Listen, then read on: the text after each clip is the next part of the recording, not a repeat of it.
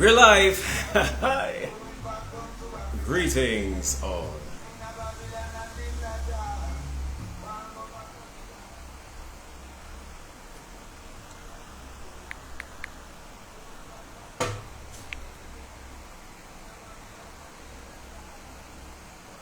Just gonna bring in our guest.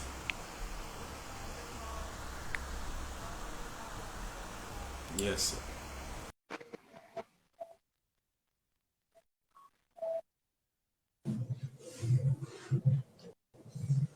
Greetings. Awesome. Just a quick one to hear this one quickly. Awesome. Greetings. Awesome. Well, welcome and greetings all. Here we are again for Holistic Lifestyles. I am Elka Netaka, also known as Master Ka. We have had two episodes before. The first one we started with Dr. Sharita. We talked about a plant-based diet. Then we moved on to Mr. Eltom Elmin, who spoke about a breatharian lifestyle. And today we have Netta Aunkh Hapi, who is a Egyptian Yoga Master. And we are going to speak today on the topic of divinity. I am happy to have you here, brother. I am very thankful. I'm going to open the floor to you to introduce yourself and to bring your message to us. Peace, love, and strength. Thank you for being here. All right. Hetep, Aunkh Ujasadam, life, health, vitality to you and to your listeners and all who are joining in to be with us on this auspicious occasion of having a reasoning that perhaps I think is one of the reasons why I wanted to focus on the aspect of divinity is because it's kind of missing in our conversation about yoga. And when we talk about yoga, we like to talk about, the health benefits and, the stress relief and the meditative aspect. And all that is kind of the foundation that we use to build the pyramid. Yeah. But you wouldn't confuse the foundation of a pyramid with being a pyramid, would you? Right? Two very different. Before you go on, brother, because you're a little bit low. I'm sorry, apologies. Yeah, just a little bit low. I don't know if the listeners, I can hear you just a bit. Yep. Awesome.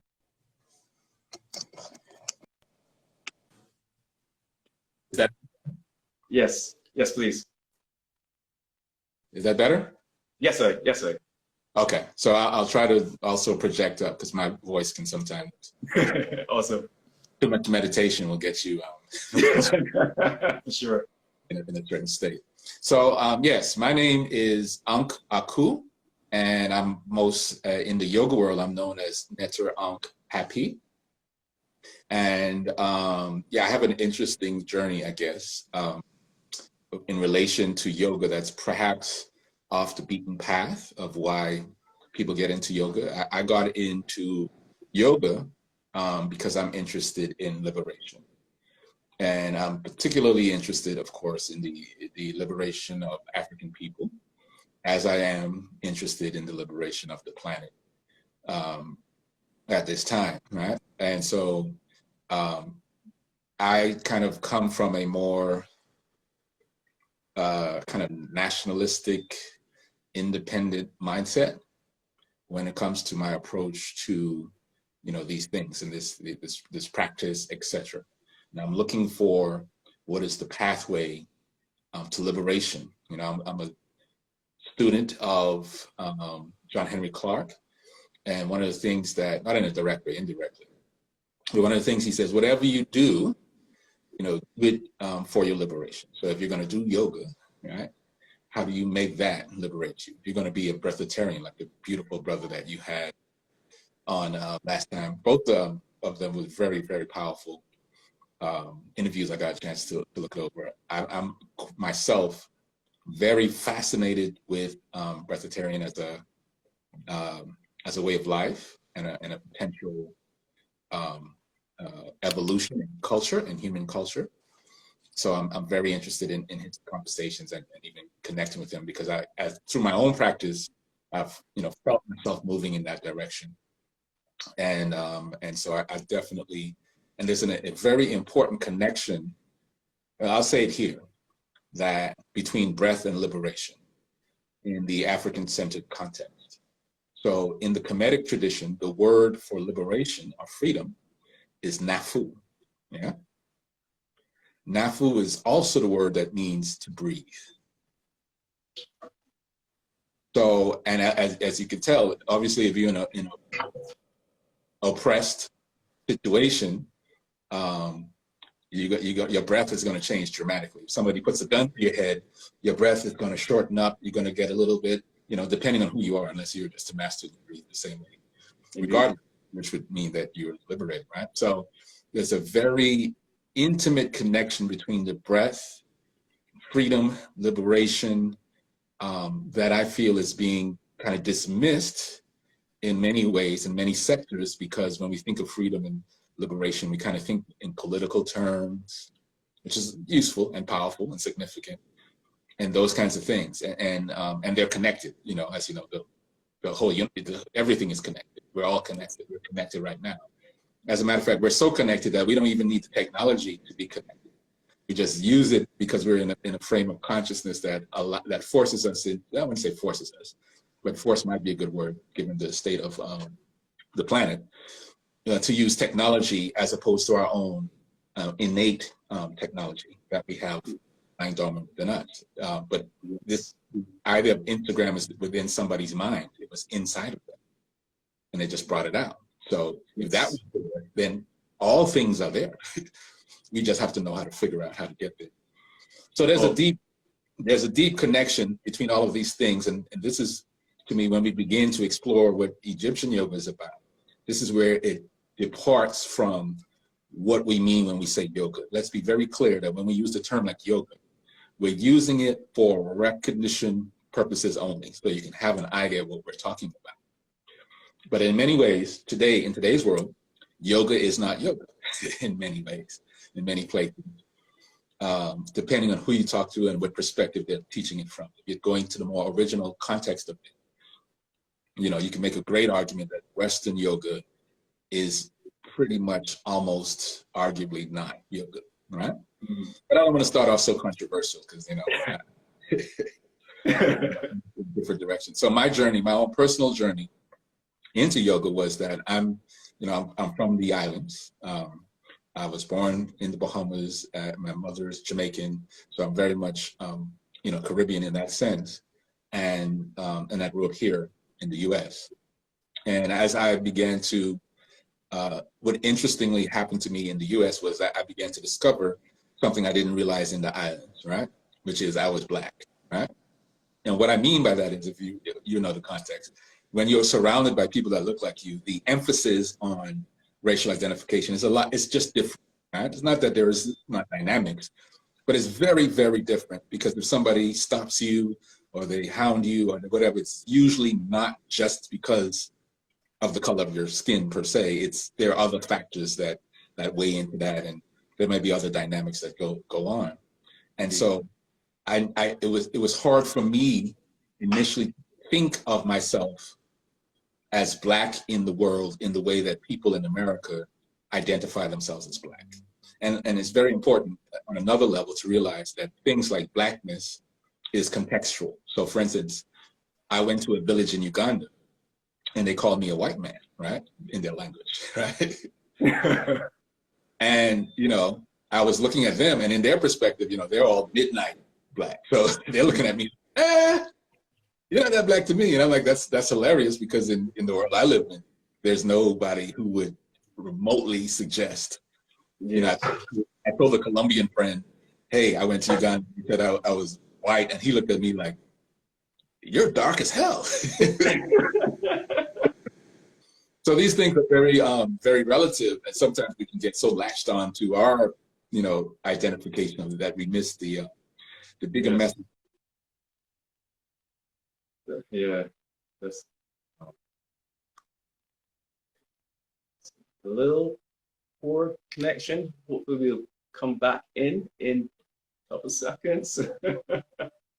because this is getting really good. We lost you for a couple seconds. Well, now I'm found. I once was lost, now I'm found, right? Yes, sir. I'm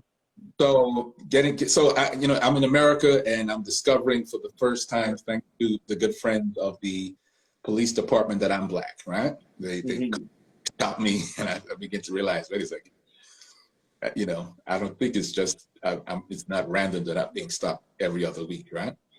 So I go through this whole metamorphosis and appreciation of, self-discovery, and I get into, some of the issues of activism, concerns around racial identity, yeah? And in that process, I also found myself moving away from traditional religious values that I was, brought in, because of course, having a white Jesus for me, for instance, at that point, just began to be something that, not that, I won't even say there's in a perfect world, it probably wouldn't be a problem, but in a world as confuddled as it is around race, for somebody, I go to places where there are nothing but Black people, and I always find a white Jesus. You know what I mean? But I've never been somewhere where there's white people and I find a Black deity. It's just never, it doesn't happen. I can't go to the UK or Germany or any of those European countries and then somewhere, go to a house and see somebody who's like, yeah, this is Shango, this is Obatala, this is Amun, it probably wouldn't happen at the same level, right? And to me, that's part of the disparity of that's what's happening. And most of this begins at the spirit level first and trickles down into the material and all that. So at some point, I started investigating history, and of course, that led me to Kemet. And Kemet represents, some people say it was the first. It really wasn't. It was really, in many ways, the last of the first. And so if you look at everything about Kemet, it is clear that it's a culture that recognizes that it needed to retain what it was for the world. That says a lot about its own self-awareness, right? It's operating from an eternal consciousness, right? Like when we do things that we do today, we're not thinking about what somebody 10,000 years from now would be thinking about, right? You couldn't build a pyramid to last 10,000 years unless you're thinking about 10,000 years and the impact. It just couldn't. Most of the buildings we build today won't last more than 150 years, which is our consciousness at this point. It's the breath of our consciousness. So I got into Kemet for that reason, and I began to realize that here was a culture that recognized, maybe in a very unique way, the connection between the immaterial and the material. The connection between, here we give lip service to things like body, mind, and spirit. We say that all the time, right? But we don't really function in that reality, right? It's true, but we don't really function that way. We function as if we're only body, right? Primarily, maybe something like that. Certainly not spirit, yeah? So when you look at Kemet, you see something very interesting. So I'll give you a couple of examples. So in the West, we say things like the body is a temple. Yeah, the body is a temple, and that's a very nice thing that makes you feel a little bit more spiritual. So, the body is a temple of the divine, God, whatever. Yeah. But in Kemet, there's a place called Ipet Esut, the Temple of Krenna, right? Which there's a book called The Temple of Man, where he actually, argues and verifies that the body, that particular temple, is organized to the contours of the human body. So in the Kemetic context, when we say the body is a temple, we're not just talking metaphor. It's a reality, yeah?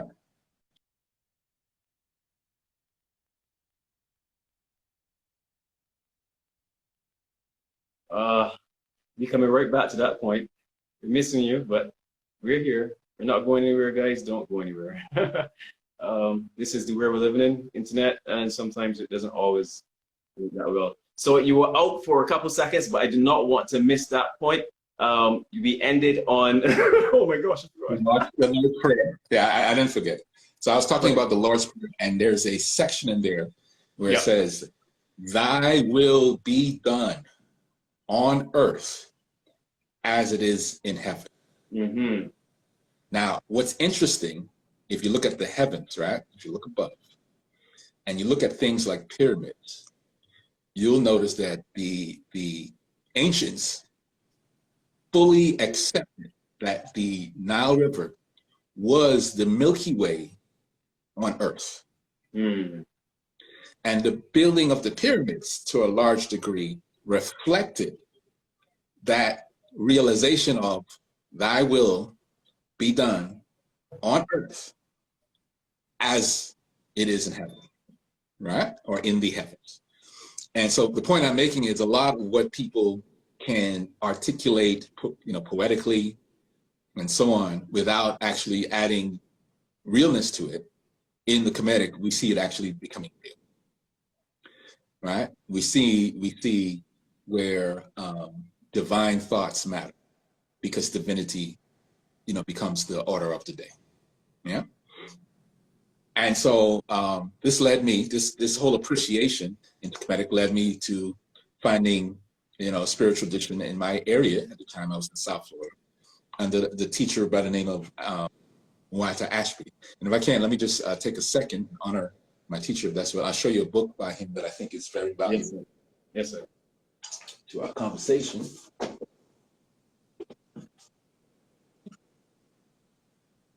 Okay, so here goes. This is a book called The Temple of the Soul. Temple of the Soul. It's backwards, but yeah, we can see it. What do I need to do? It's fine. We got it covered. Temple of the Soul. Yes, sir. In this book, he literally goes, essentially, this is the temple in Abdu, where he translates the initiatic code. So essentially he goes, the temple of Abdu of Asar is actually one of the most preserved temples. It's the temple of Seti the First. Yeah. And so it has most of the, maybe 80% of the teachings and the wisdom that was left on the walls. This is one of the places where it's at the highest level. And so I think this is quite a historic book, because it might be the first time in modern history that something like that has really been attempted. The whole thing is translated for us to peruse. And that's just important work. And the point I'm making is that, again, we're seeing this idea of, divinity made real. Yeah. Yeah. And there is a frequency, a level that we can attain where, divinity becomes our way, right? And what it means, to just put a context on that, is that in the Kemetic, the concept of the divine is netter, right? Or some people say netter or untur, depending on how you do. And we know it's relative to the concept of nature, right? Sometimes you'll hear people say that, well, that's just my nature, right? So what are they talking about? They're saying something about the essence of me, that is what we're talking about when we begin to have the conversation. That's one element of what we're talking about when we talk about divinity. My contemplation over the years has been that to be African, which is the term I use to describe the global family of people that fall in the category of being melanated, et cetera, whatever name, blacks, Afro, whatever. My concept is that to be African, literally in its original or purest context, means to be divine. Means to be at one and in harmony, in tune with nature and the cosmic forces around us. The elements, we know that a major cosmic force in this dimension is Ra, right? The sun, right? Major source of energy. Literally, according to the Kemetic text, we have our being in Ra. We are Ra. So when we say Afra-Ka, right? When I say Afra-Ka, literally you could translate that to be, to be divine in flesh, right? Afu, the physical embodiment of the Ka, the spirit of Ka, of Ra, the creator, right? So that's a whole conversation for another day. But this gives you just a little bit of the insight of the way that I approach yoga, because it's absolutely connected when we begin to discuss the idea of yoga, which is a word that means to unify, right? You would never imagine, to unify ultimately with the divine is the concept, right? To be one with the divine. Yes.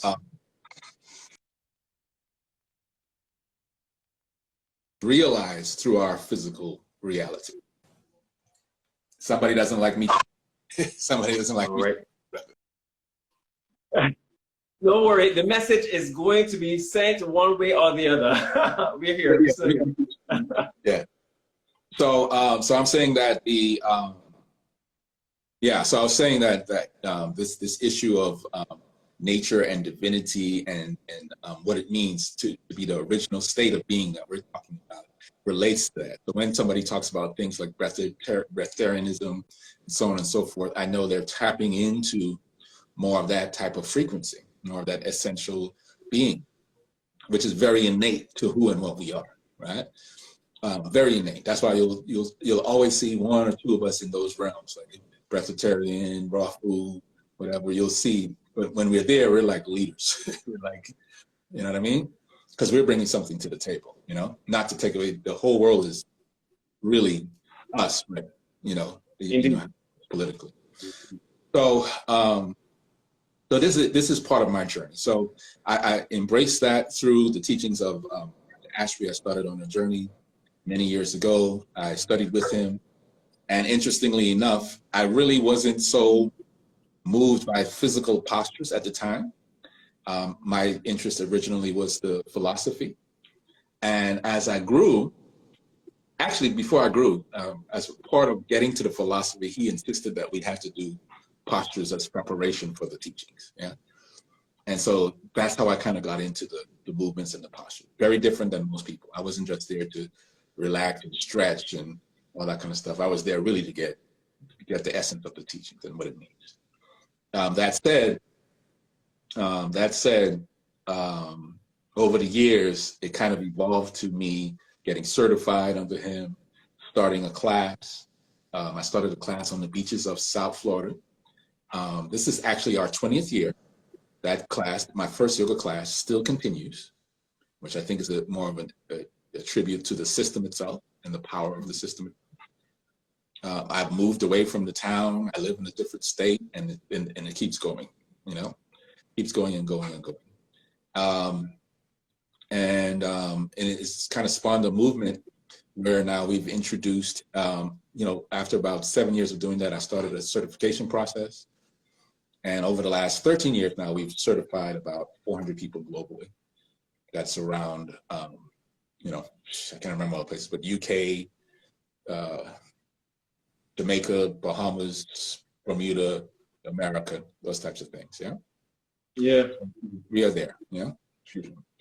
Tell us a little bit about your certification. I know you mentioned there's a bit of a fusion going on with Asian concepts and modern concepts. What is, or you tell me. Okay, so in essence, when we talk about, so part of the reality is that we're obviously not 5,000 years ago. Yeah. We're not in that time, and we're not talking to those people. And so there are elements that, what we have left is what we have left. The system that I practice is probably one of the few systems where just about every posture that we do can be traced to some image or iconography that we see on the walls of Kemet, right? So this is what this system, that's the first aspect of it. But that's not even that significant. What is even more significant about that is that each of those postures actually relate also to the cosmic forces, what they call gods and goddesses. And so the way we view a posture in our tradition would really be to move like a particular cosmic force. So this is very different than just saying, okay, does it strengthen my thighs? What does it do for my knees? Does it my ankles? Does it increase blood circulation? Yes, it does all of that, But that's like the side effect, which is great. We have positive side effects, but that's just like the side effect. The reality is it becomes the doorway into unlocking the unconscious self, right? Which is really the people call the higher self. Because our true nature is not the physical nature. Like I have energy in my body, creative power, right? And that is raw. I have physical components of my body, and that is Geb. I take in air, and that is Shu, right? I take in waters, and that, you understand? So these are actually we are just made up. We are these forces. We are the gods, yeah? And the question at this time is, how do we activate that aspect of ourselves again? How do we do that when everything around us is not only taking us from it's taking us from gods to, excuse my French, to niggas, right? It's breaking us down to almost the most impotent level of our existence, right? The word nigger, which I'm choosing to use here, not in a racial context, but in the context of being ignorant, right? And in this context, being ignorant of self is in many ways the fundamental issue of the planet. That's why I say it's about divinity. Yeah. Right? Do you know yourself as divine, or do you think of yourself as the ego personality that you've been born into the world as? Are you just Tom Jones and you came from a... Come back. Bring him back.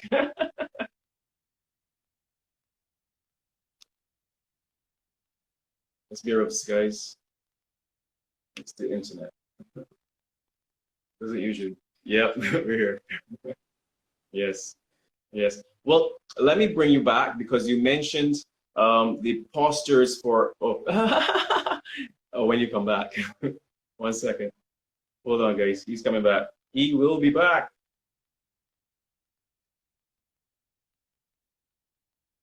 All right. Come on. Come on. Send us some positive energy, guys. Send us some energy over here. Let's get this feed flowing. If it doesn't happen, it will happen. But we got loads of time. We're going to be here for a long time. Just waiting for the feed to come back in, and we'll continue as usual.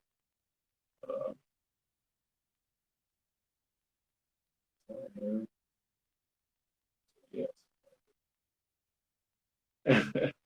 Bear with us, guys. We're still here.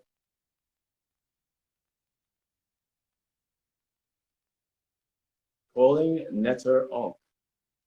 Calling Netter Aunkh Hapi. Where are we? We're just getting juicy.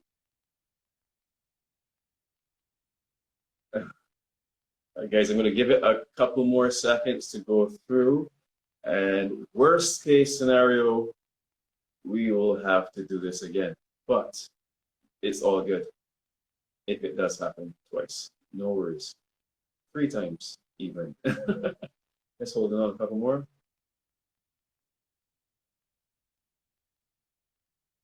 And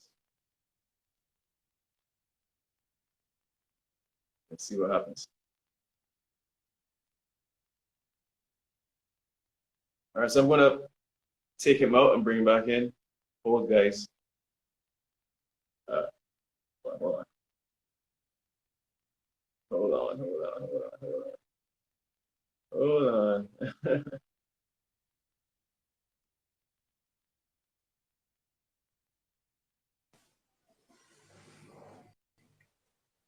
Well, guys, we have a slight technical situation with our connection at the moment.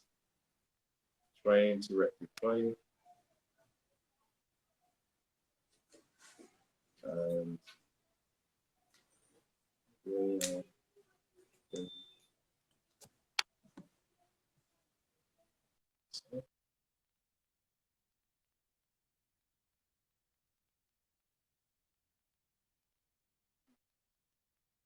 All right, guys, I guess we're going to have to end this here.